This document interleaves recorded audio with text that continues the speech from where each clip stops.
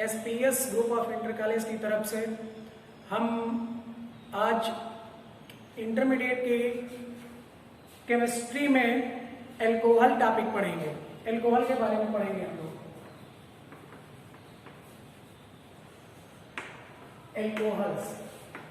Alcohol मुख्य रूप से एल्केनों का हाइड्रोक्सी व्युत्पन्न होता है।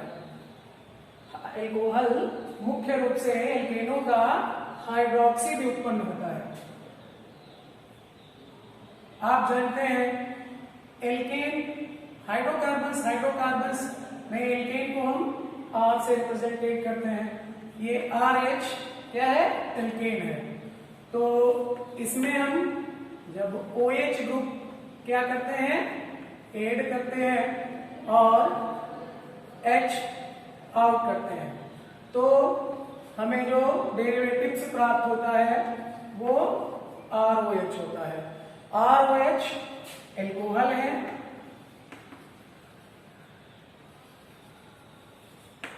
एल्कोहल होता है। अब हम बात करेंगे टाइप्स ऑफ एल्कोहल्स की।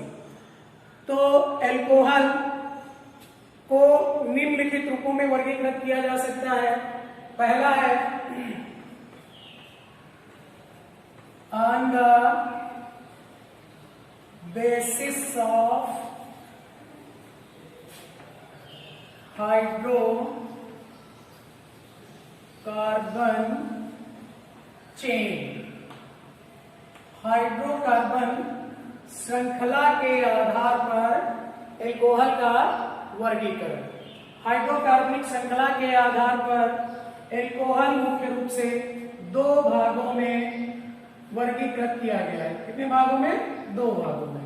पहला सेचुरेटेड एल्कोहल। कौन सा?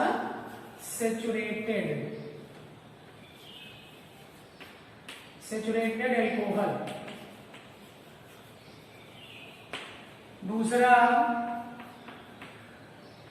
Unsaturated alcohol. Unsaturated alcohol. Saturated alcohol ऐसा एल्कोहल होता है जिसमें जो हाइड्रोकार्बनिक श्रृंखला होती है उसमें प्रत्येक कार्बन के मध्य एकल बंध पाया जाता है। जैसे CH3 CH2 CH2OH। इस श्रृंखला में प्रत्येक कार्बन के मध्य सिंगल बंध है, एकल बंध है, तो इसलिए ये हमारा सेचुरेटेड एल्कोहल होगा। इसका नाम क्या हो जाएगा? प्रोपेनॉल 1। हम बात करेंगे अनसेचुरेटेड एल्कोहल की। तो जो हमारा अनसेचुरेटेड एल्कोहल है जैसे कि CH2 double bond CH bond OH, ये हमारा विनाइल एल्कोहल है। क्या है? Vinyl alcohol. ये हमारा असंतृप्त एल्कोहल है क्योंकि इसमें कार्बन और कार्बन के मध्य डबल बॉन्ड पाया गया है।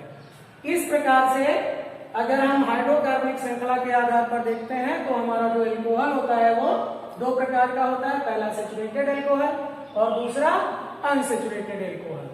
अब हम बात करेंगे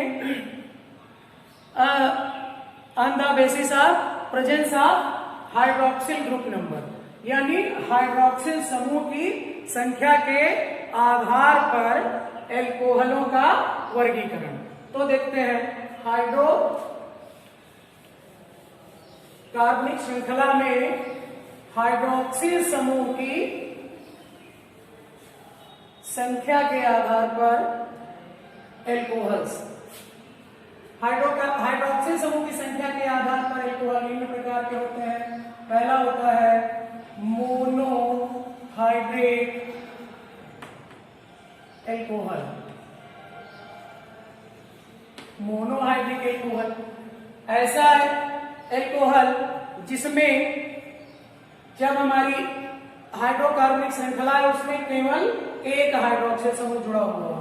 जैसे CH3 CH2 CH2OH। ये हमारा क्या है? मोनोहाइड्रिक एल्कोहल है। क्या है? Monohydric alcohol. मोनोहाइड्रिक एल्कोहल को भी 3 भागों में वर्गीकृत किया गया है। कितने भागों में? 3 भागों में। मोनोहाइड्रिक एल्कोहल 3 भागों में क्लासिफाइड किया गया है। पहला प्राइमरी एल्कोहल, दूसरा सेकेंडरी एल्कोहल और तीसरा टर्सरी एल्कोहल। तो प्राइमरी एल्कोहल हम देखते हैं सबसे पहले, जो हमारा होता है पहला प्राइमरी एल्कोहल। प्राइमरी एल्कोहल ऐसी हाइड्रोकार्बनिक श्रृंखला जिसमें जो हमारा हाइड्रोक्सिल समूह होता है वो प्राथमिक कार्बन से जब जुड़ा होता है। हाइड्रोक्सिल समूह प्राथमिक जो कार्बन होता है उससे जुड़ा होता है, तो हमारा एल्कोहल क्या कहलाता है? Primary alcohol. तो ये मोनोहाइड्रिक एल्कोहल का पहला टाइप्स होता है। जैसे हम लिखते हैं CH3CH2OH, this is our monohydric alcohol. अगर हम बात करें डाईहाइड्रिक एल्कोहल की, तो सेकेंडरी, ये हमारा मोनोहाइड्रिक का प्राइमरी एल्कोहल है। अब हम सेकेंडरी एल्कोहल की बात करते हैं। Secondary alcohol, secondary alcohol. Secondary alcohol ऐसा एल्कोहल जिसमें जो हमारा हाइड्रोक्सिल समूह होता है वो द्वितीय कार्बन परमाणु से जुड़ा होता है। देखिए ये है हमारा सेकेंडरी कार्बन एटम। यहां पे हम कोई भी एल्किल रेडिकल जोड़ सकते हैं और ये हमारा हो गया सेकेंडरी एल्कोहल। अब हम बात करते हैं टर्सरी एल्कोहल की। तो हमारा जो टर्सरी एल्कोहल होता है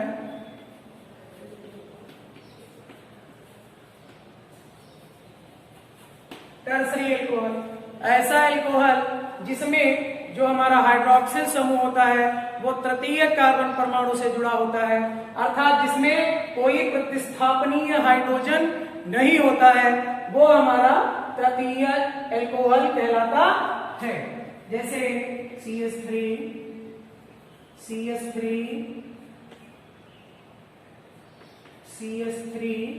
एंड OH, ये हमारा क्या है?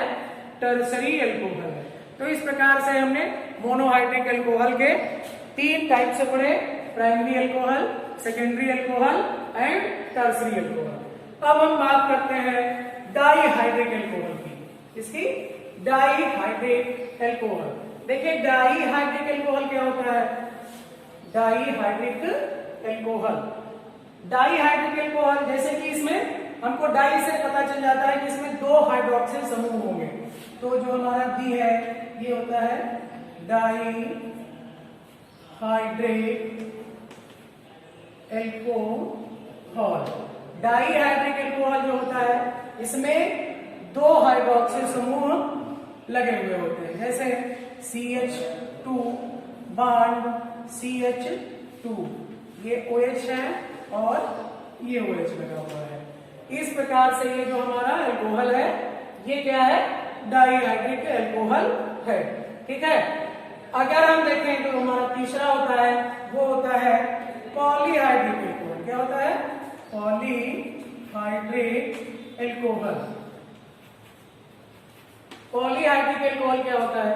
ऐसा एल्कोहल जिसमें जिस हाइड्रोकार्बनिक श्रृंखला में भिन्न भिन्न कार्बन्स पे 2 या 2 से अधिक हाइड्रोक्सिल समूह लगे हुए होते हैं, क्या कहलाता है? पॉलीहाइड्रिक एल्कोहल कहलाता है। जैसे CH2OH, CHOH और CH2OH, ये हमारा क्या है? पॉलीहाइड्रिक एल्कोहल है, क्योंकि इसमें जो हाइड्रोक्सिल समूह है वो क्या है? भिन्न भिन्न कार्बन परमाणुओं पर उपस्थित है। इस प्रकार से ये हो गया हमारा पॉलीहाइड्रिक एल्कोहल। अब हम बात करेंगे, देखिए एल्कोहल के नामकरण की। तो एल्कोहल के नामकरण के लिए जो IUPAC नोमेनक्लेचर सिस्टम है उसमें एल्कोहल का IUPAC नेम होता है alcohol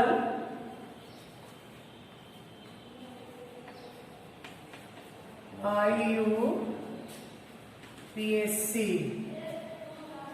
nomenclature system। IUPAC nomenclature पद्धति में, नामकरण पद्धति में जो एल्कोहल होता है, मोनोहाइड्रिक एल्कोहल का जो IUPAC नेम होता है, इसका फॉर्मेट होता है एल्केनॉल। बिकॉज जो एल्कोहल होता है वो एल्केन का हाइड्रोक्सी उत्पन्न होता है, तो इसका IUPAC नेम हो जाएगा एल्केनॉल। जैसे for an example CH3 CH2 CH2OH।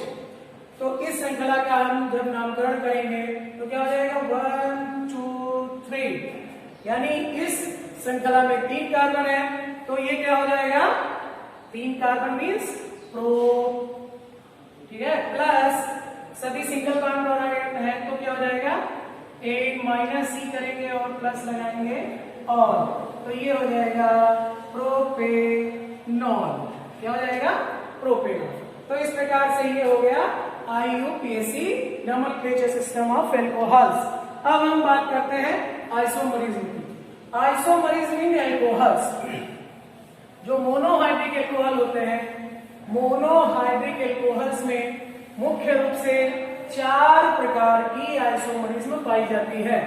कितने प्रकार की? 4 प्रकार की आइसोमरिज्म पाई जाती है। First is chain isomerism, second is position isomerism, and third is functional group isomerism, and fourth is optical isomerism. देखते हैं सबसे पहले चेन आइसोमरिज्म। सबसे पहले आइसोमरिज्म इन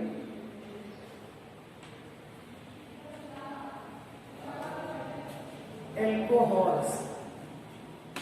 एल्कोहल्स में समावयवता, एल्कोहल्स में मुख्य रूप से 4 प्रकार की समावयवता पाई जाती है। पहला कौन सा? चेन आइसोमरिज्म, श्रृंखला समावयवता। कौन सी? श्रृंखला समावयवता। श्रृंखला समावयवता देखिए क्या है, जब किसी हाइड्रोकार्बनिक श्रृंखला में कोई परिवर्तन होता है उसके फलस्वरूप नया समावयवी बनता है, तो इस प्रकार से जो उत्पन्न होने वाली समावयवता होती है वो कहलाती है श्रृंखला समावयवता। जैसे हम देखते हैं CH3 CH2 CH2 CH2OH, इसका क्या नाम है? ये हमारा ब्यूटेनॉल 1, यह है ब्यूटेनॉल 1।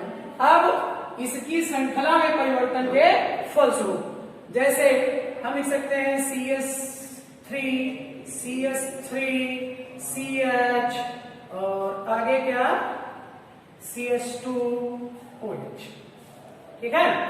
तो अब देखिए ये जो हमारी श्रृंखला है ये क्या हो जाएगी 1 2 एंड 3, तो ये हो जाएगी क्या 2 मेथिल। क्या हो जाएगा 2 मेथिल प्रोपेनॉल 1। अभी ये हमारा ब्यूटेनॉल 1 था, अब ये हमारा हो गया प्रोपेनॉल 1, 2 मेथिल प्रोपेनॉल 1। तो इस प्रकार से अणुसूत्र तो समान है लेकिन संरचना सूत्र भिन्न है, इसलिए इस प्रकार से उत्पन्न होने वाली जो समावयवता होगी क्या कहलाएगी? श्रृंखला समावयवता या चेन आइसोमरिज्म। सेकेंड टाइप की आइसोमरिज्म देखते हैं हम, इसमें क्या है? पोजीशन आइसोमरिज्म, स्थान समावयवता। देखिए ये हमारा एग्जांपल है, जैसे CH3 CH2 CH2 CH2 CH2OH। IUPAC name देखेंगे 1 2 3 4 एंड 5, 5 कार्बन के एटम्स हैं, तो इसका ये हो जाएगा पेंटेनॉल 1, पेंटेनॉल 1। अब देखिए ये जो हमारा हाइड्रोक्सिल समूह है ये पहले कार्बन परमाणु पे लगा हुआ है। देखते हैं अगर ये जो हाइड्रोक्सिल समूह है ये विस्थापित होकर किसी दूसरे कार्बन परमाणु पे लग जाए, उस स्थिति में उत्पन्न होने वाली जो आइसोमरिज्म होगी पोजीशन आइसोमरिज्म कहलाएगी। जैसे CH3, CH2, CH, CH2, CH3, यहाँ पे हमारा हाइड्रोक्सिल समूह रिप्लेस हो जाता है। इस कंडीशन में 1, 2, 3, 4 एंड 5, 1, 2, 3, 4 एंड 5, यानी जो हाइड्रोक्सिल समूह है वो तीसरे स्थान पर रिप्लेस हो जाता है। तो इसका नाम हो जाएगा पेंटेनॉल 3। इस प्रकार से उत्पन्न होने वाली आइसोमरिज्म क्या कहलाएगी? पोजीशन आइसोमरिज्म या स्थान समावेशिता। तीसरे प्रकार की जो हमारी आइसोमरिज्म है उसको हम फंक्शनल ग्रुप आइसोमरिज्म कहते हैं। फंक्शनल ग्रुप आइसोमरिज्म मींस क्रियात्मक समूह समावेशिता। देखिए क्रियात्मक समूह समावेशिता में क्या होता है? क्रियात्मक समूह समावेशिता। Third type of isomerism are known as functional group isomerism. Alcohol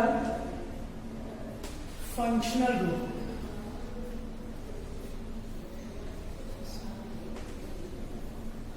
functional group isomerism.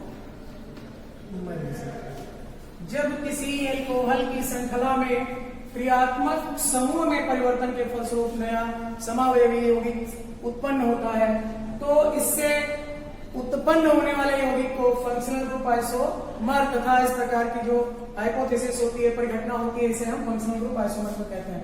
जैसे CH3, CH2, CH2, CH2, OH। This is your butanol. Butanol. This is an alcohol, and after the replacing of hydroxyl group in other functional group, then the isomerism known as functional group isomerism। देखिए CH3, CH2, अब हम इस OH को replace करके देखिए इस H को हम यहाँ रिप्लेस कर दें और ये जो हमारा ऑक्सीजन है इसको बीच में ऐड कर दें, तो इस प्रकार से जो होने वाली समावेशिता होगी ये कहलाएगी क्रियात्मक समूह समावेशिता। अभी ये हमारा एल्कोहल था, अब हम देखते हैं क्या हो रहा है इसमें। जो हाइड्रोक्सिल समूह है वो ईथर में कन्वर्ट हो रहा है, तो इस प्रकार से जो उत्पन्न होने वाली समावेशिता होगी ये हो जाएगी क्रियात्मक समूह समावेशिता। देखिए इसका जो नाम है, क्योंकि ये हमारा जो कंपाउंड्स है वो क्या है? सममित ईथर है, सिमेट्रिकल ईथर है, तो किसी भी तरफ से हम क्या कर सकते हैं? ऑक्सीजन को ऐड कर सकते हैं। तो ये हो जाएगा हमारा ethoxy ethane, ethoxy ethane, and this is an ether. तो इस प्रकार की जो समावेशिता होगी वो क्या कहलाएगी? Functional group isomerism. बिकॉज इसमें क्या हो रहा है, जो हमारा हाइड्रोक्सिल समूह है वो ईथर में कन्वर्ट हो जा रहा है। तो ये हो गई हमारी कौन सी? Functional group isomerism. अब हम देखेंगे जो लास्ट टाइप ऑफ आइसोमरिज्म होती है एल्कोहल्स में, उसको हम बोलते हैं, क्या बोलते हैं? Optical isomerism. Optical isomerism. तो जो ऑप्टिकल आइसोमरिज्म होती है इसको हम प्रकाशिक समावेशिता लेंगे। क्या कहते हैं? प्रकाशिक समावेशिता। Last and fourth type of isomerism known as optical isomerism. Optical isomerism यानी प्रकाशिक समावेशिता। ये जो समावेशिता होती है ये केवल और केवल उन कार्बनिक एल्कोहल्स में पाई जाती है जिनमें असममित कार्बन परमाणु पाया जाता है। असममित कार्बन परमाणु, असममित कार्बन परमाणु ऐसा कार्बन होता है जिसकी चारों संयोजकताएं भिन्न भिन्न यौगिकों से या क्रियात्मक भिन्न भिन्न मूलकों से रेडिकल से पूरी होती है। जैसे हम देखते हैं ये है हमारा यहाँ पर ये हाइड्रोजन है, ये हम लिख लेते हैं